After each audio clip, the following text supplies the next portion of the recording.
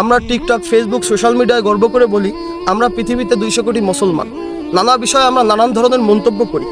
আজকে এই 200 কোটি মুসলমানের মধ্যে আজকে আমার ফিলিস্তিনি ভাইয়েরা কেন নির্যাতিত হয়, তারা কেন আকাশে খড়কুটোর মতো উঠতেছে, আজকে আমরা ফেসবুকে, টিকটকে, নানান ধরনের সোশ্যাল মিডিয়াতে আমরা নেতিবাচক মন্তব্য করে থাকি।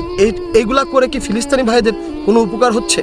আমি বলি, আমি বাংলাদেশের একজন ছাত্রলীগের ক্ষুদ্র কর্মী, আমি আওয়ামী লীগের একটা ক্ষুদ্র কর্মী। আমরা তো বাংলাদেশ বা বিশ্বের ইসলাম বিরোধী একটি সংগঠন, এটা প্রমাণ করার জন্য বাংলাদেশের কিছু মুসলিম আলেমরা নানান ধরনের অপপ্রচার করে। আজকে আমি এই 200 কোটি মুসলমানদের মধ্যে প্রতিজ্ঞা করে বলতেছি, আমি আমার আল্লাহর কসম করে বলতেছি, যদি ওই ফিলিস্তিনি ভাইদের পক্ষে কেউ লড়াই করতে না চান, আমরা বাংলাদেশের ছাত্রলীগ আমাদেরকে পাঠান, আমরা ওই ফিলিস্তিনি ভাইদের পক্ষে ওই ইসরায়েলের বিরুদ্ধে লড়াই করব ইনশাল্লাহ। আমরা ইসলামের পতাকা বিশ্বের দরবারে উঁচু করে ধরব।